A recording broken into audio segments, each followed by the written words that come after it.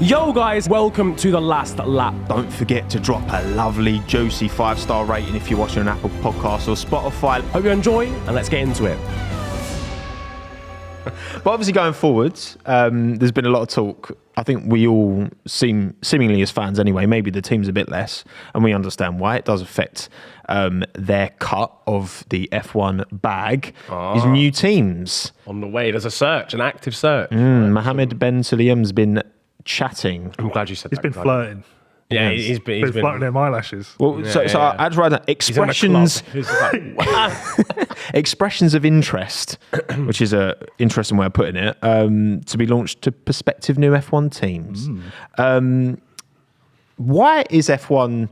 Is it just because if you add an 11th team, then the prize money's got to be split 11 ways instead of 10? Is that the only reason that the big teams don't seem to want anyone else coming in? I would say so much of it is just like, it's obviously having now worked, with my Thanos gauntlet from all these different perspectives of Formula One, sort of like the full outsider looking in, the half in, half out in agency kind of aspect of it. Like, you might be doing other clients or something. Being at Formula One itself and at an F1 team, all of their sort of priorities are very different to each other. There is a constant war between Formula One and the teams about F1 wants to kind of, when you look at sort of other leagues, you say called the NFL. The NFL have a league-wide uniform deal with Nike. Nike makes all of their stuff, like the on-field uniforms, the sideline stuff. If you're a coach, you have to wear a Nike hoodie, Nike hat, or New Era hat, whatever. They all have those types of stuff. Look at F1. Williams is rocking Umbro off the top of my head. Mercedes is Puma. Red Bull now is bringing in various entities to kind of cover that. Everyone's got their own thing. They've got their own arranged deals. Williams has got a deal with whoever, and it costs X amount, which doesn't mean that Alpha Tauri's deal is the same thing. It's not.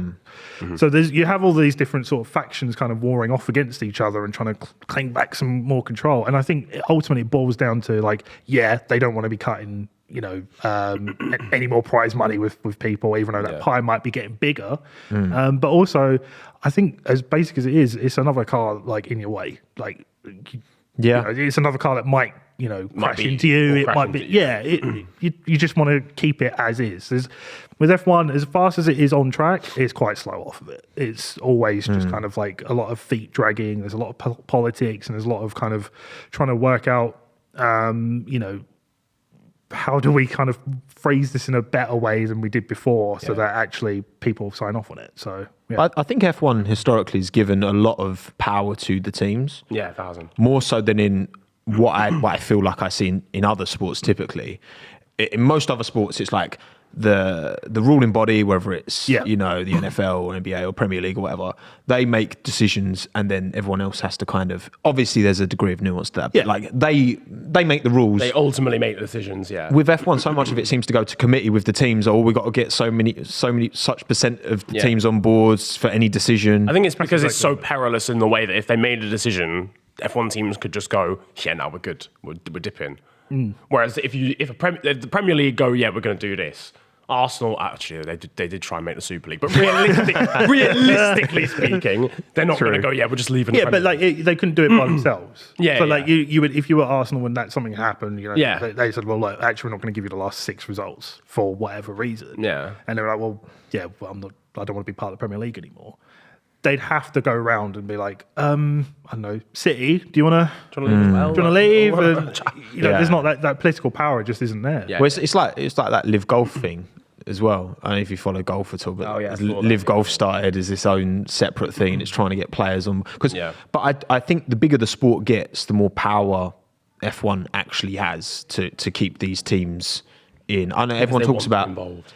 Because more. I mean, a lot more teams seemingly want to be involved. There's loads of rumors. You mentioned Ford earlier. There's rumors about Hyundai. There's Porsche. Obviously, they've put it out there that Andretti as well. Could I just say, right? I always thought it was pronounced Hyundai. Then I saw an advert the other day, and they said that it's pronounced Hyundai, and my mind was blown. I just learned something just now. I did not know that I did a until video. now. The whole point of that. I just went, that is a real fancy way to say that. Yeah, the whole point of the advert was that people are mispronouncing it, and then they were like, "Yeah, it's Hyundai," and I was like, Yeah. "Pardon? Pardon? Excuse me, what?" I swear, in the States, don't they pronounce it like Hindi or something? I wouldn't course be they do. surprised. Yeah, I I'm wouldn't be sure I've surprised. heard it pronounced so many different. Well, no, I did a video about Hyundai. Oh, right. And yeah, that's of how course, yeah, that's how yeah. it's pronounced in Korean. I'm So gonna I was like, actually have I'm to gonna do remember it that. other way. Yeah, no. What teams would we like? What manufacturers would we like to see? Everyone says Lamborghini. Yeah.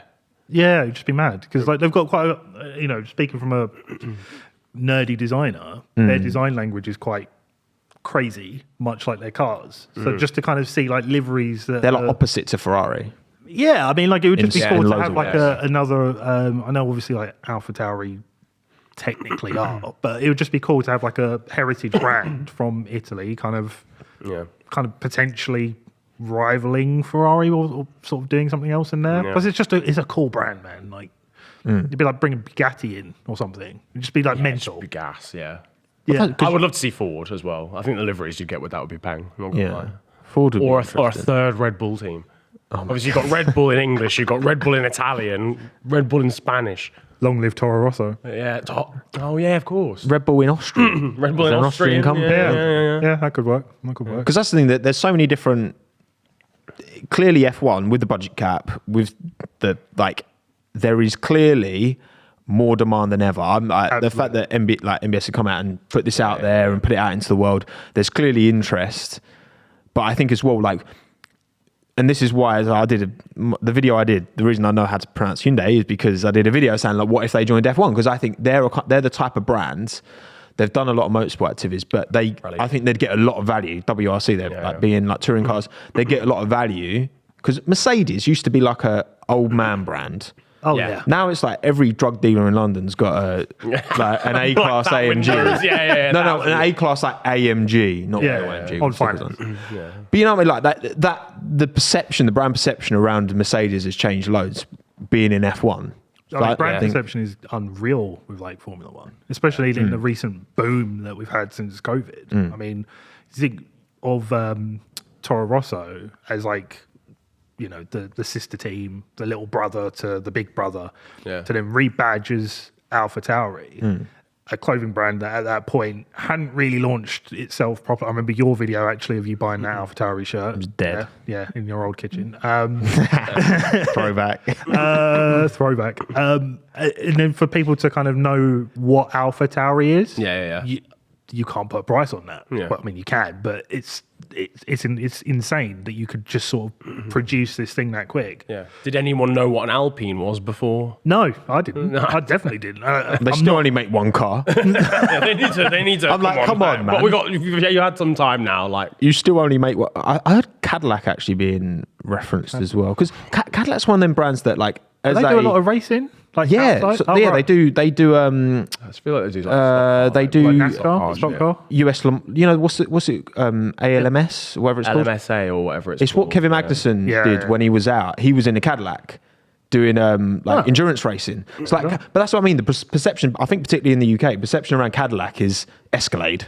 Yeah, pretty much. That's it. That was the front grille. I was That's just it, thinking of an F1 car with a front grille that is gas. just huge. BMW with the new massive nostrils. Spinning, Oh my god! spinning rims. Yeah. Oh.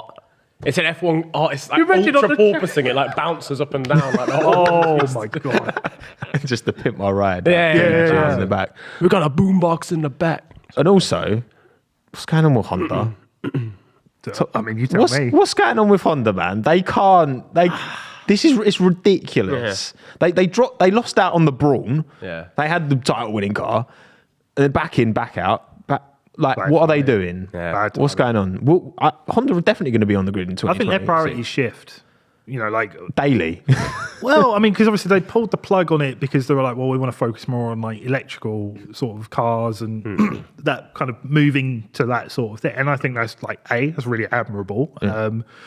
But also that's still relevant to Formula One. There's still It is with the new regulations coming in 2026. Exactly. And there's so much electronics that kind of go into the car. So I don't know. I don't know if this is kind of like a board level thing where, you know, like half the room is like, yeah, no, let's do F1. And half the room is like, nah. Yeah. It's like when an ex just can't like get over, do you get me? Or someone can't get over their ex. They just kind of keep going. But they have such a heritage in the sport. Yeah. So it doesn't they make do. sense to me. It's not like you never won with them. And you're like, oh, like we keep trying, we keep losing. I mean, you've got Senna driving one of your You keep cars. trying, keep winning, and then leaving. Like, The most literally- iconic car The most. is Yeah. a Is Honda. Yeah. Yeah. That's why, I think I've seen a lot of like conspiracy theories knocking about with the Honda coming in to like accelerate their engine development, blah blah blah. I think that's just giving Honda too much credit. They just can't make up their mind. can't decide. Honda, Yeah, yeah. stop! It's time to stop. It's time to stop. All right? Settle on. Make a choice. Make a choice. Any other brands before we move on? Any other particular could be non-automotive brands? Well, I Could know be, people keep going on about Tesla as a brand. Oh, Christ. yeah, but they're all electric. I mean, that's what I never That's really Formula understood E, innit? with that. I was like, well, They'd be this Formula E. literally That an Should be entire Formula E. thing. Yeah. That would make so much sense for them. as well. That would make a lot of sense. I would like to see the most mundane car brand join That's what I was Formula trying to One. think of, like Volvo or something. Dacia. Skoda. Yes. A Skoda Formula One team would be unbelievable. Scuderia Skoda. Scuderia. No, they could buy Alpha Tauri. Oh, that would be Yeah. amazing. Yeah. Can you Skoda. imagine a Skoda That would just be pulling up? class. Alpha Tap, mate. That would I be could so actually good. imagine a livery as well, and the sort of brands. It'd just be Random like really like functional things. Yeah.